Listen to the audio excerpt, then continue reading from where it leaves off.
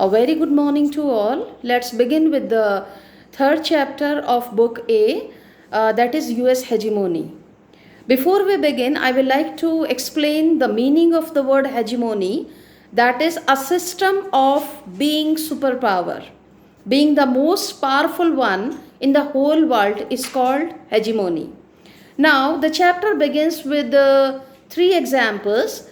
The first example is of a girl, Aisha, who has lost her leg in a bombardment in Baghdad in 2003. The second example is of a boy, Zebu, from South Africa, who is pressurized by his father to go for MBA degree.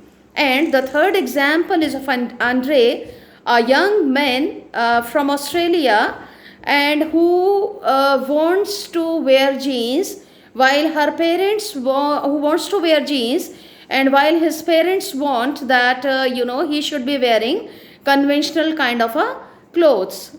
Now the question arises that why is it so? There's three examples.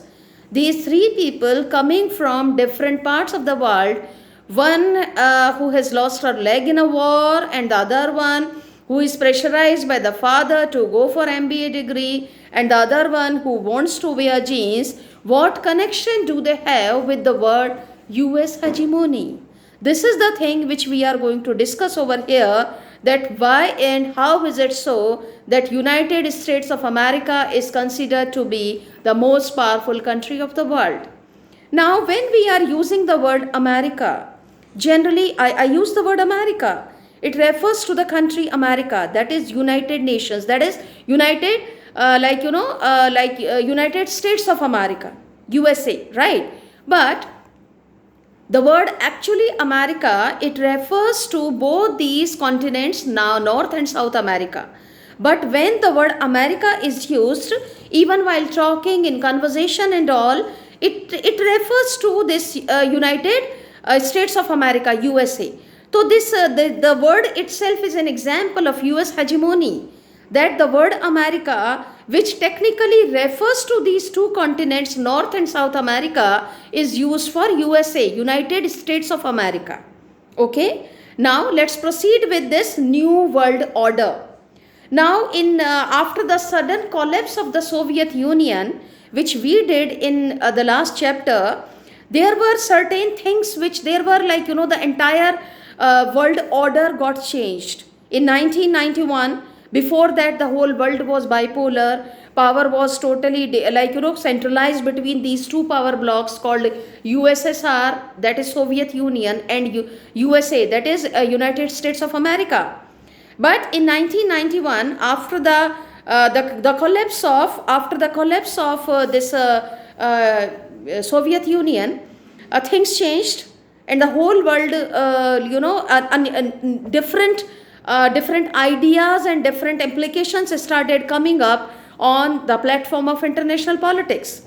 Now the question arises that is it so that after the disintegration of the USSR only this USA became hegemon, or is it so that it started behaving like a hegemon earlier as well? The biggest example, no. The thing is that yes, it is not so that after 1991 only US started becoming the most powerful country of the world. No, even in 1945, when the Second World War came to an end, even at that time, whatever had happened, how is it so that after America's entry in the World War and after this Hiroshima Nagasaki, then only the Second World War could come to an end. So America's entry played an important role in ending up the Second World War. So it is an example of US hegemony. US, a new world order in which the US was emerging as the most powerful country of the world. And in 1991 as well, it's not that just after the disintegration of the USSR only, America came up as a hegemon. Even before that, certain things had happened which proved America to be the most powerful country of the world. And the biggest incident was in 1990 when Iraq invaded Kuwait. Iraq, and of course, because of its oil resources and all, Iraq invaded Kuwait and it started annexing it. And all kinds of negotiations, all kinds of talks failed to control this kind of aggressive behavior of Iraq. Then finally, United Nations had to intervene.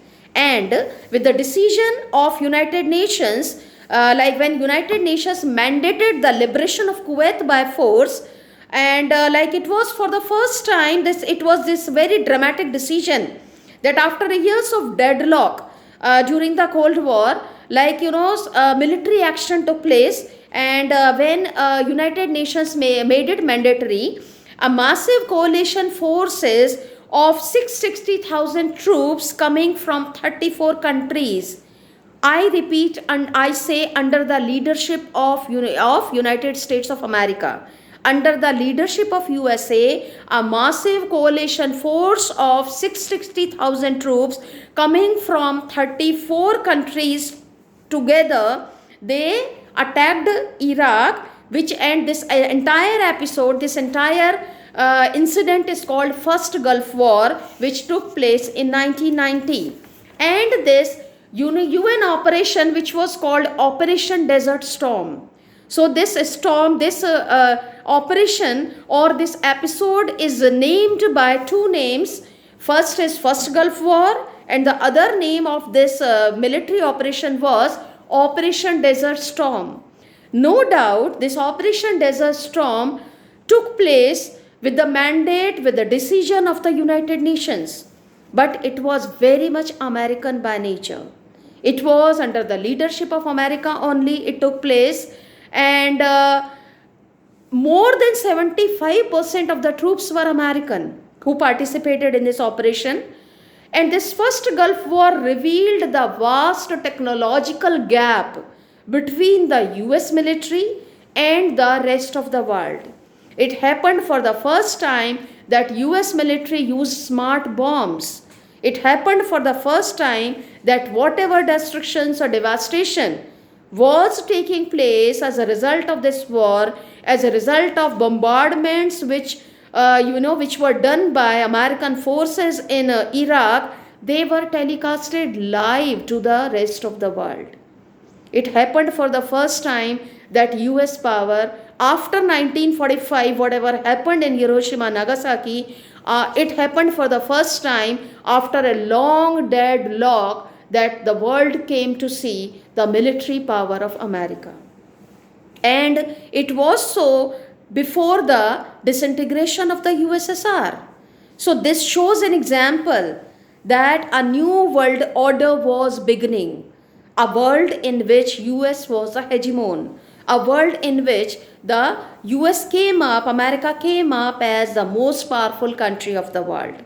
And even after this war, even after this Operation Desert Storm, generally countries who come up as victorious, even they pay a huge price, but America was in great benefit.